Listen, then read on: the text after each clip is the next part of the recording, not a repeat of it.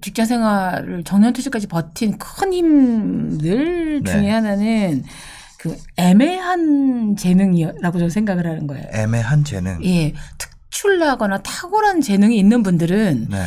그 분야에서 내가 이렇게 재능이 있는데 인정을 못 받는다라든가 혹은 오해를 받는다라든가 그럼 굉장히 상처받기 쉽죠. 네. 근데 저는 이제 성균관대학교 신문방송학과 출신인데요. 네. 스카이는 아니잖아요.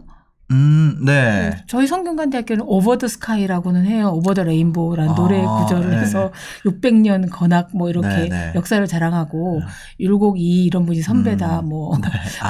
그 성균관. 네. 네. 학부모인 신사임당도 여기 네.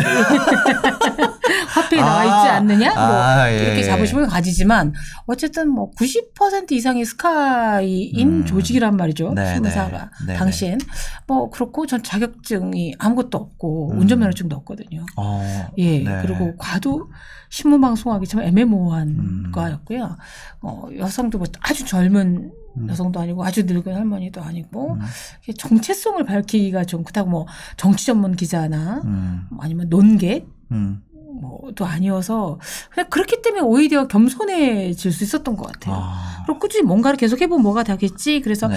결국 마지막에는 이렇게 인터뷰 전문 기자로 이제 불리웠어요. 네. 시사지, 주간지, 주간경향에 유인경이 만난 사람이라는 이제 매주 인터뷰를 했거든요. 네. 하다 보니까 거기로 찾아간 거죠. 정치 전문 기자, 과학 전문 기자 아무것도 아니기 때문에. 그래서 그게 해서 이제 계속 겸손해지면서 여러 업무를 좀 하다 보니까 간 네. 거였고, 그래서 이제 뭐 방송이나 강의 제안이 왔을 때도 그냥 혹시라도 네. 그 길에서 뭔가 걸리지 않을까 싶어서 이렇게 슬쩍 나가봤던 거. 그래서 애매모호함이 굉장히 남들에게는 약점이 될 수도 있고 불안함이 될 수도 있는데 네. 저한테는 지금 돌이켜 보면. 네. 그냥 저의 애매모호함이 장점이 되지 않았나 싶기도 하고 직장 생활에서 저는 이제 많은 후배들한테 얘기를 하면 둔감력이 필요해요. 둔감력. 예, 뭐 네. 예술가들이나 뭐 이런 분들한테는 그 예민함 이런 게 필요할 수도 있지만 네.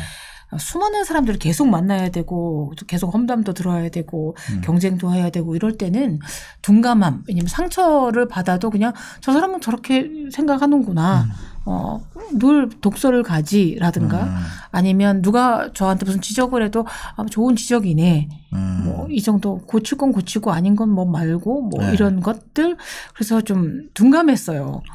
아니 뭐 이렇게 엄청 뭐라고 하는 사람도 있잖아요. 되게. 예. 그럴 때 뭐 울거나 이러진 않으셨어요? 저한테만 엄청 뭐라고 그랬으면 네. 제가 이제 반성문도 쓰고 그럴 텐데 태생적으로 아무한테나 다 뭐라 그러니까. 무차별 난사하시는 분이어서 저분은 말에 이렇게 약간 바늘이 꽂혀 있는 분이구나. 원래 그렇게 하는구나. 네. 그래서 저만 그러면 괜찮은데 그래서 그런 상사가 있을 때 네. 저희 동료들끼리 막 대동단결해서 너무 그때 네. 부서가 반짝반짝거렸어요. 아. 그분 욕하는 재미로 살았기 네. 때문에. 누구나 다 상처를 봐주시더라고요. 그래서 그런 분이 있을 수도 있고, 그다음에 제가 뭐 실수도 하고, 실패도 하고 뭐 되지만, 네. 다음에 잘하면 되지? 라고 해서, 생각해보면, 그분은 그 당시에 저한테 꽂혀서 지적하거나 매우 독서를 하셨지만 24시간 제 생각만 하시는 분도 아니고 그렇죠. 남들이 저한테 별로 관심이 없거든요. 생각보다. 예. 네. 휴가를 마치고 왔는데 휴가 언제 가? 뭐 이런 얘기를 해서 존재감이 내가 이렇게 없었나? 뭐 이런 거 많고 사실 저도 남들한테 그렇게 네네. 일거수일투족 관심 없잖아요. 맞아요. 근데 왜 사람들은 남들이 나를 어떻게 생각할까 이것만 파악하느라고 정작 자신을 돌아보지 못할까? 네. 근데 이제 저는 그게 연구 노력해서 된 게 아니라 좀 태생적으로 약간 둔감한 편이기도 한데 지나놓고 보니 이 네. 애매모호함과 둔감함, 남이 뭐라던 말던 네. 나의 길을 가련다. 뭐 이게 직장 생활을 정년까지 버티게 한 원동력이었던 것 같고요. 정년퇴직을 했죠. 정년하신 거예요? 네, 2015년 11월에 네. 지금부터 해수로 6년 전에. 무려 6년 전에. 예. 2016년부터 정년이 만 60세로 연장이 돼서요. 어느 네네. 직장이나. 네, 2015년은 저희 신문사에서 만 56세였거든요. 그때 56세여서 네. 쭉 다녔는데 정년입니다. 그래서 생일을 딸에 정년퇴직을 했습니다. 그때는. 그래서 정년퇴직을 그러니까 직장생활을 1982년에 시작을 해서 2015년에 막을 내렸으니 네. 중간에 약간 그 쉬는 전업주부로 하는 경력 단절 시기도 있었으나. 아 진짜요? 네, 일제 강점기만큼 다닌 거예요 직장을. 아 알겠습니다. 그런데 이제 직장 생활을 그렇게 오래 하셨는데 네. 보통 이제 직장 생활에 적응이 안 되는 사람들도 있거든요. 네. 그러니까 회사에서 나가라 하기 전에 먼저 나가는 사람. 저 같은 경우도 또 그런 쪽이었고 예. 그래서 회사 생활에 스트레스를 버틴다는 게 쉽지가 않더라고요. 회사 생활에서 스트레스보다 이게 퇴사 이후에 무슨 특별한 제가 재능이나 네. 자격증이나 계획이나가 있었으면 저도 이제 좀 그만둬도 괜찮았을 거라는 생각이 들어요. 퇴직을 하고 보니 굳이 그렇게 정년까지 버텨야 됐었나? 그런 생각이 들지만 네. 지금 보면 제가 경향신문 70년 역사상 네. 여기저런 최초로 정년 퇴직한 거예요. 근데 그냥 전 다녔는데 그냥 그런 다녔는데. 타이틀이 붙어서 요새는 뭐 3년 4년 차도 퇴사를 꿈꾸고 그렇죠. 40만 되면 뭐 임원이 되냐 안 되냐 차이 있어서 누구나 네. 퇴직을 또 강요받기 때문에 본의 아니게 이제 이런 오래 버틴 사람은 돼 있긴 하지만 네. 직장 생활에서만 스트레스가 있는 게 아니고 네. 사실은 우리 인생이 이게 불행과 스트레스로 시줄 날줄이 쌓여진 건데 네. 가끔 치즈 토핑처럼 행복이 뿌려지는 거라서 어디에다 방점을 두느냐가 네. 달라져 있거든요. 스트레스는 제가 받은 것보다 아마 저 때문에 받은 동료나 상사가 더 많았을 것 같아요. 그래도 이 시줄 날줄 사이에서 네. 그 시줄 날줄이 또 회사 안에서 발생하는 시줄 날줄들도 있잖아요. 뭐 그렇죠. 예를 들어 승진이라든지 아니면 뭐 나보다 후배가 먼저 치고 간다든지 아니면 뭐 사내 정치라든지 뭐 기타 뭐 이런 것들이 있을 것 같은데. 이 신문사란 조직은 네. 사내 정치가 분명히 있는 신문사 매체도 있을 겁니다. 네네. 근데 제가 근무했던 경향신문은 그닥 제가 의식을 못했던 것 같아요. 예, 그리고 네. 제가 워낙 기자하면서 뭐 방송도 하고 강의도 아니고 네. 이렇게 나쁘게 말하면 이렇게 외도를 좀 한 기자라 네. 저 친구가 분명히 편집국장을 꿈꿀 거야, 임원을 꿈꿀 거야라고 이렇게 경계의 대상이 되질 않아서 저한테 그렇게 스트레스를 주는 분들 뒤에서는 뭐 엄청나게 험담을 했다고 들었으나 제가 몰랐어요. 예, 네네. 그래서 저는 그냥 그날그날의 일을 하기도 바빴고 사실 기자라는 직업이 언론계에 근무하셔서 알겠지만 매일 시험을 치는 거고 매일 특종과 낙종이 다 그날로 심판이 나는 거라서 예민한 친구들은 막 머리를 찍고 뭐 그냥 눈물을 흘리고 막 뭐 난리 치는데 저는 뭐 내일의 해가 뜨리라라는 바람과 함께 사라지다의 마지막 구절만 매일 얘기를 하고 있었고요. 동료도 문제가 되고 뭐 그다음에 이제 신문사도 성향이 다 다르기 때문에 취재원을 만날 때 대우나 대접이 다른 경우도 가끔 예전에 있었습니다. 언론사가 몇 개 되지 않을 때는 경향신문과 이념이 좀 다른 매체 뭐 이런 취재원들은 거기 빨갱이 신문 아니에요. 이럴 때 약간 왜 이렇게 그런 게 당하지? 있구나. 가서 그렇죠. 얘기를 해도 그렇게 얘기를 해요. 앞에서. 가끔 뭐 그런 경우 당할 때도 있고 그다음에 기자란 직업은 사실 이제 거절당하는 게 70%. 네. 직장에서도 욕먹는 게 99%. 칭찬받으면 아주 굉장히 생일보다 드물게 나타나는 일이라. 칭찬 받은 적은 있으세요? 있죠. 예. 그게 드물어서 기억을 하는 거죠? 몹시 드물기 때문에. 제가 국제적 세계적인 특종을 해야 잘했어 이렇게 쳐주는 정도고요. 못하면 어떻게 저런 언어들이 다 조합이 될 수 있을까 싶을 정도로 인격 살인적인 말을 하죠. 그다음에 이제 어떻게 보면 직장 생활에서 특히 여성이 받을 수 있는 가장 약점을 다 갖고 있었거든요. 애 엄마였고요. 이제 주부였고. 그다음에 이제 신문사 조직이 굉장히 안 맞는 언행을 하고 다녔습니다. 제가. 뭐 어떤 게 있을까요? 복장이 굉장히 화려하고 이상하고. 지금은 제가 이제 대우각성에서 귀걸이도 조금 얌전한 거 하고 이렇게 무채색을 입고 다니는데 당시 신문사 기자들은 정말 무채색 단색 수트만 입고 다니거나 바지 정장 정도인데 저는 가끔 이제 중국 치파오를 입고 출근한 적도 있었어요. 치파오요? 네. 외국에 출장 갔다 한 번 사온 거 다 편집해버리고 싶은 순간이죠. 왜 그랬을까 그러니까 근데 그때는 네. 제가 가정생활에도 스트레스가 많을 때였어요. 제 남편이 부도도 내고 네. 우리 엄마가 또 치매로 아프시고 할 때여서 네네. 이게 뭔가 이 스트레스를 풀 대상을 제 몸을 삼았던 것 같아요. 네. 화장도 진하게 하고 옷도 이렇게 네네네. 입고 기자답지 못했죠. 그래서 가끔 저 지인들이 아유 인경 씨는 참 기자답지가 않아. 근데 중의적 얘기죠.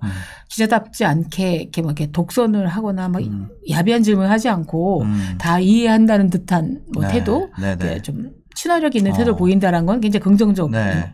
나쁘게 말하면 기자가 왜 저러고 다녀? 왜 지파오를 입을까? 한 번 입긴 했지만 네. 파장이 컸습니다. 네네네.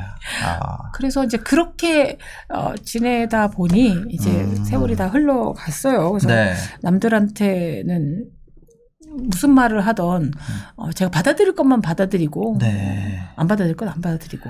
네. 저는 그런 거 되게 좋은 것 같아요. 이 사람이 나한테만 저는 무슨 말을 들으면 나한테만 한다고 생각했어요. 근데 지금 얘기를 들으면 생각해보니까 맞아. 그 임원은 나한테만 그런 게 아니었어. 네.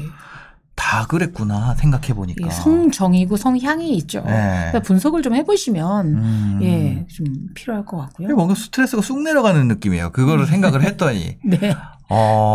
나를 미워하거나 이런 게 아니었던 거예요. 예, 그 미워할 에너지들이 그렇게 저를 누가 이렇게 뭐 몇 시간씩 미워를 할 수가 있겠어요. 그러니까요. 예, 저는 오빠가 4명이어서 네.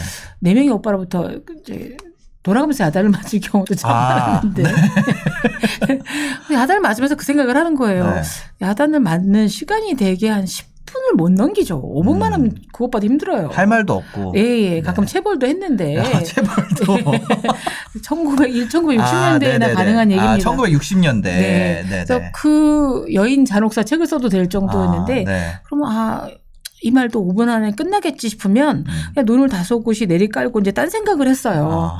네. 예, 오늘 저녁에 드라마가 뭐더라? 뭐 냉장고에 뭐가 남았지? 뭐 이런 생각. 네. 야단말 때 야단 맞는 자세를 보여줘야지. 네. 그때 눈을 똑바로 뜬다든가 뭐 반항을 하면 안 된다는 거를 일찍이 유년기 오빠들 덕분에 깨우쳐서 직장 생활에는 좀 최적화된 태도가 아니었나 싶습니다. 제일 중요한 건 제가 제일 어렸기 때문에 지금 저는 이제 버티고 있고 이제 그분들은 아주 늙으셨거나 돌아가셨거나 이렇게 된 거라서 돌아가셨거나 그래서 그냥 다 이 또한 지나가리라는 너무 흔한 말이긴 하지만 그래서 제가 지나놓고 봤더니 제가 뭐 좌절한 적도 있고 아까 뭐 승진 얘기도 하셨지만 신문사는 비교적 뭐 파벌이나 승진에 그렇게 크게 불이익을 주지는 않습니다. 근데 말년쯤 가니까 약간 이렇게 좀 늦춰지더라고요. 저희 꼬리가 있거든요. 뭐 국장 대우 뭐 이런 거. 꼬리를 한 몇 년 동안 안 떼주시더라고요. 그럼 내가 구미호도 아닌데 왜 이렇게 안 떼주지? 뒤에서 자꾸 왜 대우를 달아놓지? 그렇죠. 근데 누가 막 나갔을 때 뭐 유인경 국장 대우님 뭐 이런 얘기는 안 하잖아요. 그래서 제가 그거를 견딜 수만 있으면 월급 차이도 별로 안 나고. 근데 이제 그런 거에 너무 연연해하고 예민해하고 할 필요가 없고요. 제 주변에 보니 한직에 밀려나는 경우들이 꽤 있습니다. 근데 한직에 밀려난 사람이 그럼 불행하냐면 아니더라고요.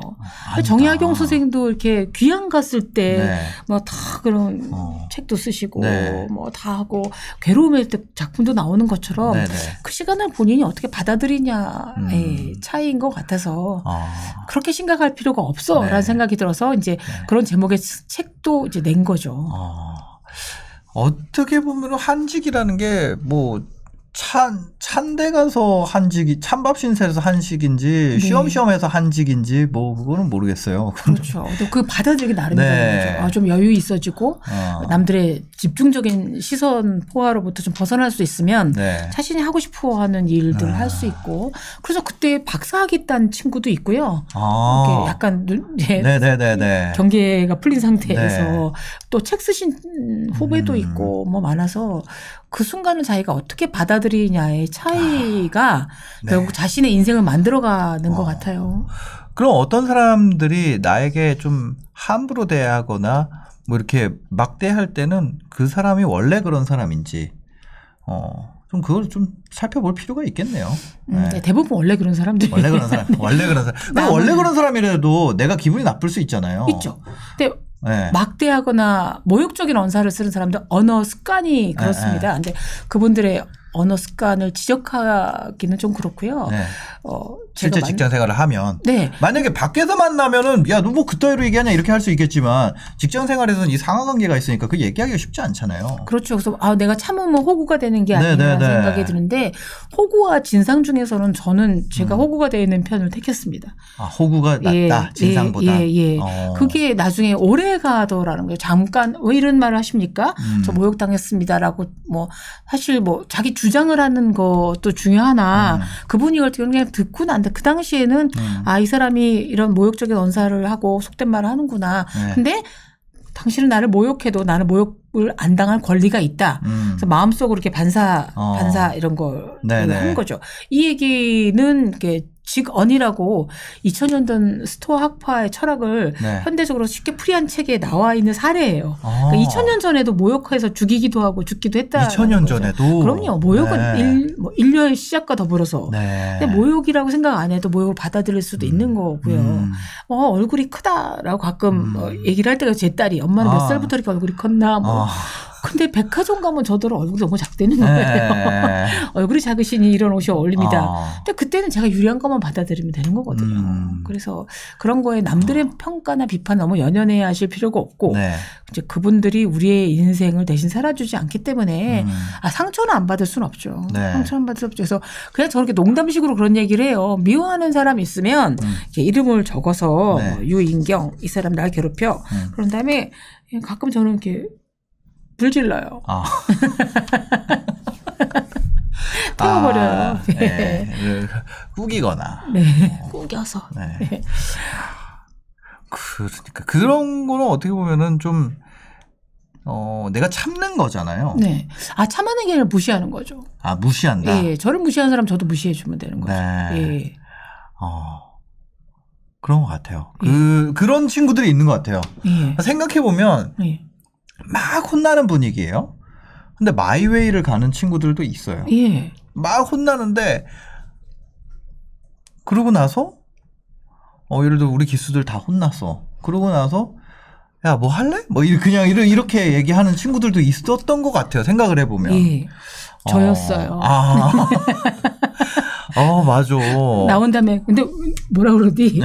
딴 생각하고 있었거든요. 근데 이제 제대로 된 직장 생활을 하려면 그렇게 둔감할 필요는 없는데 제가 좋아하는 CJ의 지금 이제 사회봉사팀의 부사장이 민희경 씨가 그런 얘기를 하더라고요. 여성, 남성 다 마찬가지지만 직장생활 자기가 원하는 바를 이루려면 이렇게 세 종류의 사람을 둬라라고 얘기를 했어요. 어떤 걸 하려면요? 직장 생활에서 뭐 성공이란 말은 좀 그렇지만 저 성공이란 말 별로 안 좋아해서 뭔가 자기가 이루는 일을 하려면 세 종류의 사람을 꼭 가져야 된다. 세 종류의 사람. 첫 번째는 스폰서가 우리에게는 굉장히 부정적인 의미로 보이지만 제가 뭔가를 이거 해보고 싶습니다. 이거 하겠습니다. 그럴 때 그래 해봐. 끌어줄 사람 믿고 그래 해봐. 뭐 그거 괜찮겠네. 그 프로젝트 괜찮겠네. 라고 기회를 줄 수 있는 사람. 두 번째는 멘토예요. 어떻게 할까요? 그랬을 때 내 생각엔 이런 하는 게 낫지 않을까? 너 그때 이런 걸로 할 때 이렇게 한번 해봐. 라고 좀 이렇게 응원해 주는 사람.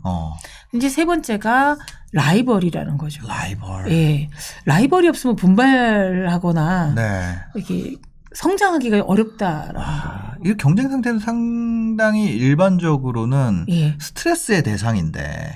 근데 저 친구가 이번에 뭐 더 성과를 냈어? 그럼 나도 뭔가 한번 해야 되지 않을까라는 이제 좀 분발심을 갖고 각오를 다지고 성장하는 계기가 되더라고요. 그래서 저도 가끔 그런 걸 느끼거든요. 라이벌이 있었어요? 라이벌이라기보다 제 경향신문에 제 여고 동창이 저랑 이름도 비슷해 유인화라고. 진짜요? 근데 그 친구는 너무 이쁘고 뭐 너무 똑똑하고 너무 능력도 있었어요.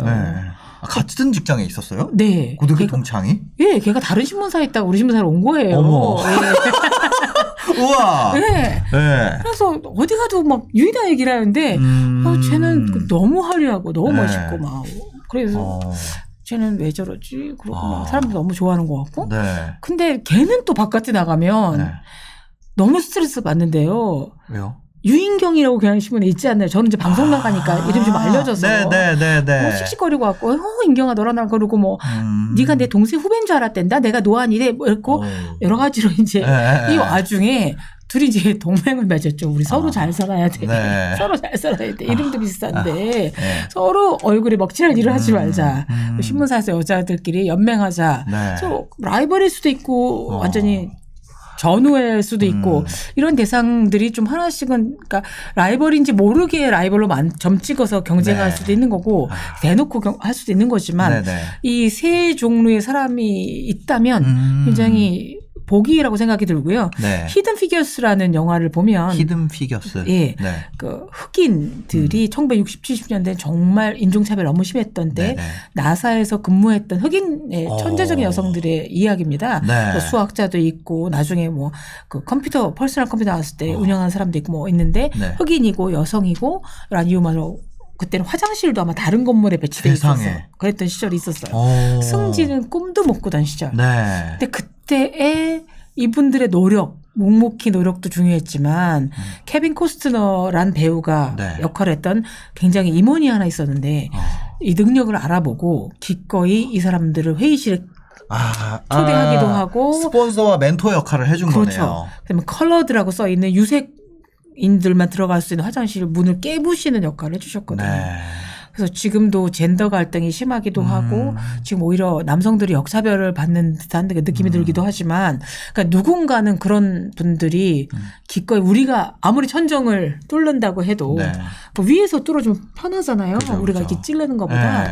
그래서 위에서 이렇게 깨트려줄 어르신들도 좀 필요한 것 같아서 네. 예.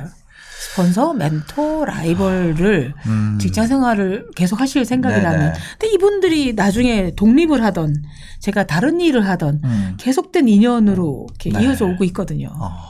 지금 만약에 직장 생활을 할 때 어떤 동력을 잃어버렸다면 이 세 가지를 만들기 위해서 좀 이 세 가지를 먼저 챙겨보는 것도 좋겠네요. 그렇죠. 네. 꼭 상의하고 스폰서로 임명합니다. 이런 게 그러니까. 아니라. 자, 내일부터 스폰서 하십시오. 이런 건 아니라는 그렇죠. 거죠. 넌 라이벌이야. 뭐 이런 거 할 게 그러니까. 아니라 그냥 담담히 네, 내 마음속에서. 네, 적어보는 것도 필요할 것 같습니다. 내가 하려고 그러는 프로젝트나 뭐 어떤 기획이나 이런 것들을 밀어줄 수 있는 사람이 회사에 있으면 다닐만 나죠. 그럼요. 그게 꼭 스폰서가 네. 선배나 임원이나 필요가 없는 것 같아요. 네네. 저는 이제 이 경향신문 퇴직 몇 년 전에 제가 강의를 좀 다니다 보니까 네. 직장 여성들이 강의에 목말라 있다는 걸 좀 알았어요. 왜 알파걸이라고 해서 네. 체력도 좋고 뭐 IQ도 높고 뭐 능력이 다재다능한 여성들이 네. 직장에 들어가면 알파 레이디로 성장하지 못할까. 직장 들어가기 전에는 너무 빛났는데 네. 들어가면 뭐 여러 가지 이유가 있겠으나 네. 왜 드물까. 그 당시로서는 그것도 이미 10년 전 일입니다만. 네. 그래서 알파 레이디 리더십이라는 프로그램을 제가 하나 기획을 했어요. 네. 기자는 뭐 그런 거 기억할 필요는 없지만 그래서 경향신문사에서 했으면 좋겠고 네. 제가 강사는 제 인맥으로 이제 모셔올 거고 네네. 그다음에 뭐 협찬이나 후원이나 뭐 이런 거 같은 것도 제가 어떻게든 해보겠다 했는데 신문에서 해보지도 않았던 프로그램이기 때문에 네. 다들 뜨악해하고 왜 저런 과외 일을 하려고 그러지? 맞아. 그리고 그게 완성된 모습을 그릴 수가 없잖아요. 해본 일이 아니면. 샘플이 없죠. 근데 마침 제 후배인데 그런 쪽 파트에 이제 담당자 후배가 선배 해보세요. 라고 하더라고요. 또 그 친구가 상사들을 설득을 했어요. 임원을. 세상에. 네. 윤경 선배가 한다니까 한번 맡겨봅시다. 우리 신문사에 손해볼 거 아무것도 없었던 거죠. 그리고 이제 참가하는 분들에게 10,000원씩 받았거든요. 그러니까 그 돈만 갖고도 충분히 강사비가 되고 우리 신문사 강당에서 하면 뭐 돈 들 것도 없었어요. 비었을 때 하면 되니까. 네네. 퇴근 시간 이후에 했습니다. 강당은 비어있으니까. 근데 그때는 정말 너무 그 친구가 고마웠어요. 스폰서가 돼준 거네요. 스폰서가 돼준 거죠. 예, 그래서 되게 성공을 해서 저 정론퇴직까지 거의 하고 이제 마치고 이제 나왔죠. 마지막에 했던 프로젝트가 그걸 계속 하셨던 거예요? 네네. 이름을 바꿔가면서 나중에는 뭐 리더십이 조금 너무 식상한 것 같아서 뭐 인문학 콘서트도 하고 뭐 심리 콘서트도 하고 이제 바뀌었지만 그런 걸 처음에 저도 막연했던 것을 이렇게 엄지척, 그러니까 일 첫 번째 이제 그 행사를 하고 나니까 구경 왔다가 딱 엄지 한번 들어주더라고요. 근데 왜 후배가 들어주는 엄지에 제가 그렇게 감동을 해가지고. 왜냐면 선배 별로 안 남아 있어서. 네. 예. 맞아요. 저밖에 없었어요. 그러네요. 네. 누가 됐던 이렇게 만들어주는 것이 나와 같은 팀을 해줄 사람. 네. 깐부. 네, 깐부. 저를 믿어줄 사람. 회사에 그런 사람이 있으면 좋죠. 진짜. 독고다이가 아니라. 네. 아니, 독고다이도 뭐 본인이 만족하면 상관없죠. 네. 그리고 저는 꼭 그렇게 막 회식하고 뭐 그냥 뭐 MT 가고 주말에 등산 가고 이래야 저는 조직이 활성화된다고 생각하지 않습니다. 네. 뭔가 심어줄 수 있는 조직이라면. 일을 하면서 팀워크도 생기는 조직이 제일 베스트인 것 같아요. 일부러 일을 하면서 팀워크가 점점 해이해진 것 같아서 일 말고 다른 걸로 다시 팀워크 만든 다음에 또 일을 와서 소비하고 이런 게 아니라 일을 하면서 계속해서 서로의 스폰서가 돼주고 서로의 멘토가 돼주고 하면서 이 팀워크가 갖춰지는 조직이 짜여지는 게 더 좋은 것 같아요. 그렇죠. 네. 저는 이제 퇴직하고 제일 그리운 건 제가 맹렬히 취재 현장을 누비던 그 시절이나 그게 아니라 출근해서 동료들하고 아침에 뭐 커피나 한잔 할까? 그래서 뭐 자판기 그땐 자판기가 또 있었네요. 네. 자판기 커피를 먹거나 뭐 아래서 커피 하나 하거나 그렇게 회사 일이 아닌 이렇게 엉뚱한 얘기를 시작하는 경우가 되게 많았어요. 네. 뭐 어제 무슨 책 봤는데 되게 좋았어. 뭐 이런 얘기를 한다거나 그다음에 무슨 같은 얘기를 하고 그리고 막 서로 칭찬도 해주고 속상한 사람이 있으면 뭐 이런 얘기. 그래서 그게 그리워요. 네. 문득 그립고 두 번째로 그리운 건 25일 날. 25일. 월급이 안 고칠 때 그렇게 허전하고 빠져나가게만 하는 날이어서 아깝기도 하지만 그래서 그때 같이 아침에 출근해서 쓸데없는 농담을 주고받던 동료가 있었다는 게 참 기쁘고 그들의 에너지가 지금도 이어지고 있으니까요. 후배들이. 예. 이제는 뭐 퇴직도 하셨고 어쨌거나 작년 재작년에는 코로나 올해까지도 작년이랑 올해는 이제 코로나로 인해서 혼자 보내는 시간이 많아졌잖아요. 그 혼자 보내는 시간이 늘어나면서 생긴 변화 이런 것들이 있을까요? 처음에는 저녁이 있는 삶을 사람들이 많이 강조하지만 저는 아침이 있는 삶을 살아보질 못했어요. 바빠서 일어나서 출근해야 되니까. 네. 그리고 한동안 한 10여 년 이상을 아침 방송에 출연했거든요. 고정 패널로. 네. MBC 좋은 아침, 생방송 좋은 아침, 뭐 아침마당 뭐 등등 아침 프로에 이제 시사 프로도 뭐 MBN 아침엔 매일경제 뭐 이런 시사 프로 주로 아침이어서 새벽같이 나가야 될 일이 많았어요. 그래서 이렇게 아침이 여유가 있어지는 게 저는 너무 어색한 거예요. 그러니까 오후에 할 일이 있다 손 치더라도 이게 뭐지? 그렇다고 막 헬스를 등록하기도 좀 그렇고 뭐지? 그러다가 이제 잘못된 게 이제 홈쇼핑 중독이 되더군요. 일어나면은 일단 홈쇼핑 키게 되는 거예요? 말을 워낙 잘하니까. 그래서 막 안 살 수가 없이 만들어요. 그래서 그때 굉장히 일단 시행착오를 많이 거쳤는데 혼자 있게 돼서 특히 코로나19 덕분에 많은 분들이 저도 2년 동안은 정말 수입이 뚝 줄어서 올해 2021년 5월 달에 종소세를 이제 환급받을 지경에. 아니, 원래는 강연 활동을 하시는데 이제 그게 사람 모이는 게 불가능하니까. 그러니까 강연료가 제 주 수입원이었던 거죠. 그리고 이제 60대가 넘어서 이렇게 일이 갑자기 확 줄면 정년퇴직이 아니라 줄면 이제 존재 가치가 없어지나 보다.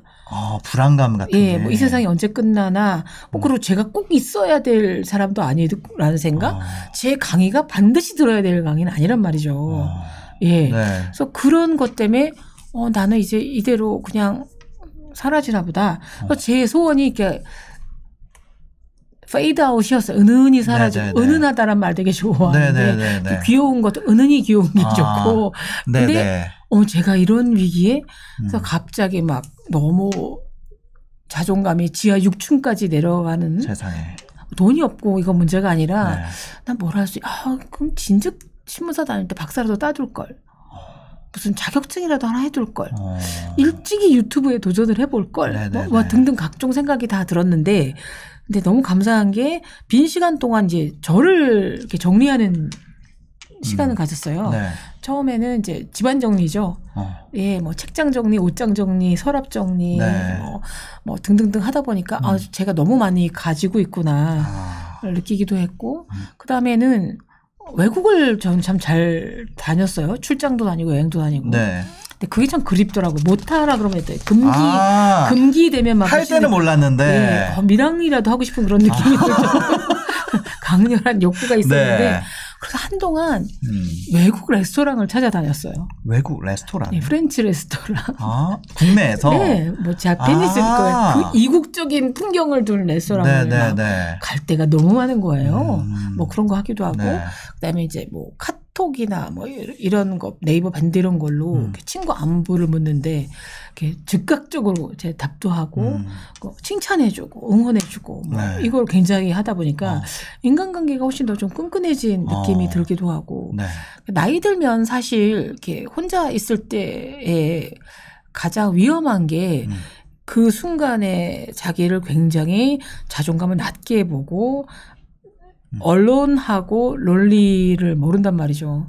혼자 있는 시간과 따로 외톨이가 됐다는 시간하고 좀 다른데 그러니까 자발적인 고독한 시간을 많이 만들면서 제가 훨씬 단단해질 수 있는 거죠. 그러니까 책도 예전에 막 꼭 필요한 책 뭐 읽었다면 시간이 됐을 때 고전 한 권과 신간 한 권을 이렇게 번갈아 읽었어요. 그래서 20대 때 읽었던 책이 60대에 읽으면 다른 책인 것 같은 거예요. 예. 그러니까 예전에 무슨 뭐 단테나 뭐 이런 게 아니라 무라카미 하루키의 노르웨이의 숲, 상실의 시대도 제가 30대 읽었을 때와 지금하고는 전혀 다른 내용으로 다가와요. 영화도 그렇거든요. 그래서 뭐 신간 그다음에 뭐 이 넷플릭스건 왓챠건 아니면 올레 TV에서 고전 영화 한 편, 신간 한 편 뭐 이렇게 나눠보면서 온탕냉탕 시공간을 제 마음대로 조율할 수 있는 시간이어서 참 저는 내면적으로는 참 충실한 시간이었어요. 그럴 때 이제 혼자 있다 보면은 약간 뒤처지는 느낌? 그런 거가 들잖아요. 이제 그런 거를 없애려면 아무래도 자기가 내면을 채우는 시간으로 좀 생각을 해보는 게 좋겠네요. 그렇죠. 근데 이게 뒤쳐져 있다라는 게 사실 여럿이 있다고 다 같이 손잡고 앞으로 나가는 거 아니잖아요. 그래도 회사 생활하고 이럴 때는 그 약간 컨베이어 벨트 위에 있는 느낌이잖아요. 어쨌거나 매주 뭐 주간 보고도 하고 월간 보고도 하고 하면서 내가 뭔가를 하는 느낌인데 혼자 있으면 검사하는 사람도 없고 뭐라 하는 사람도 없고. 그래서 저는 강조드리고 싶은 게 혼자 있는 시간은 자신의 취향을 파악하는 시간으로 만들어야 돼요. 취향. 예. 그러니까 내가 진짜 좋아하는 게 뭐지? 내가 시간이 없다는 이유로 못했던 게 뭐지? 그건 뭐 고전을 읽는 것인지 아니면 커피를 브랜딩하는 것인지 뜨개질을 하는 것인지. 내 취향. 예. 나만의 취향을 하나씩 찾아가는 건데 결국 사람들이 직장도 명함도 뭐 이런 꼬리표도 다 잃어버렸을 때 자신을 설명해 줄 수 있는 건 취향이에요. 기자도 진짜 전직 기자일 뿐이지 저는 아니죠. 예, 제가 방송 나오지만 무슨 방송인이에요. 언제 잘릴지 모르는데. 저자도 제가 무슨 뭐 잘 팔린 책이 10만 권 넘게 팔렸지만 그런데 유인경이라면 취향이 뭐냐 할 때 저는 뭐 사람들한테 위로의 말을 잘해주는 책을 썼던 사람이라고 저는 얘기를 하고 싶은 거죠.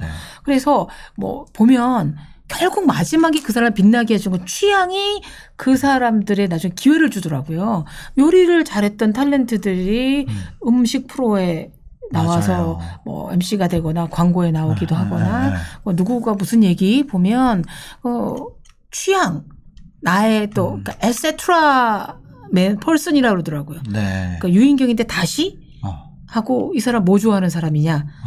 예, 그게 뭐 먹는 거 좋아할 수도 있는 거고 책 읽는 거 좋아할 수도 있는 거고 얘기를 잘 들어주는 사람일 수도 있고.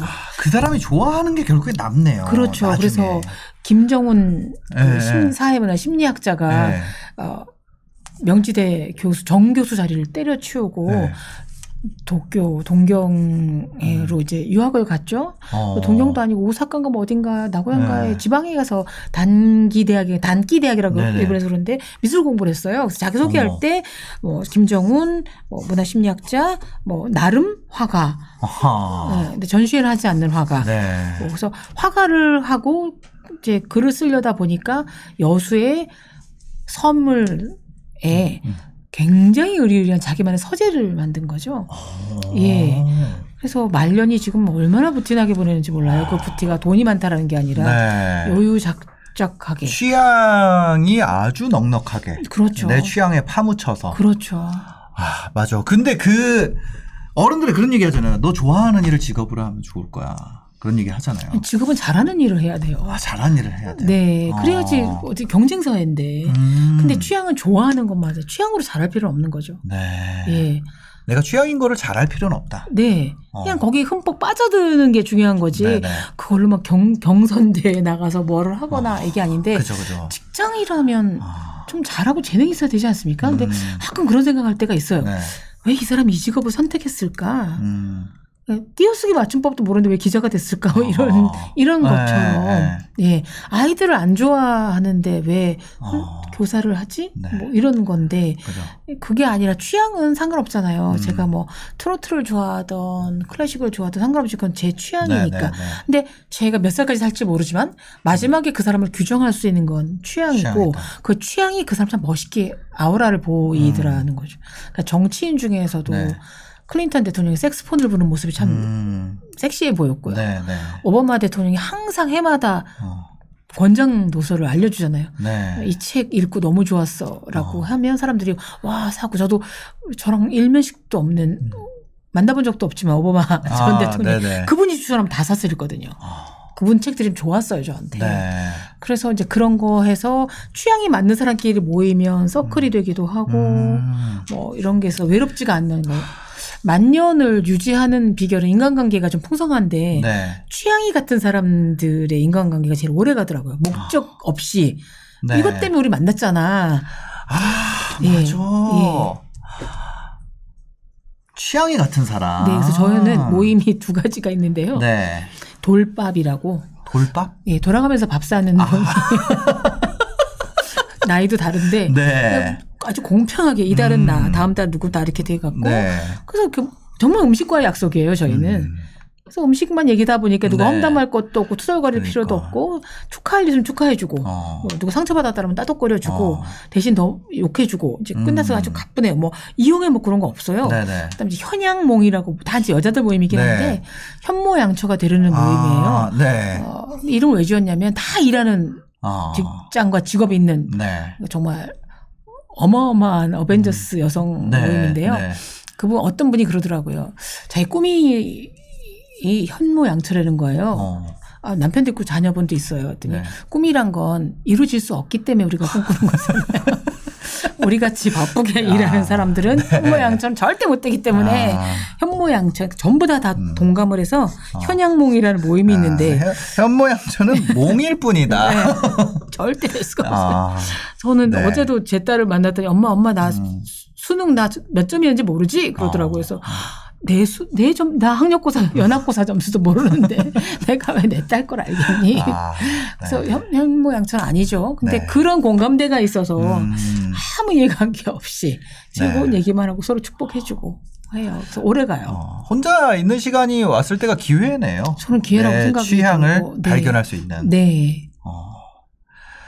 취향 마지막까지도 남는 건 취향이다. 그 사람을 결국 그 사람의 존재를 증명해 줄 수 있는 이게 또 다른 네임 카드인 것 같아요.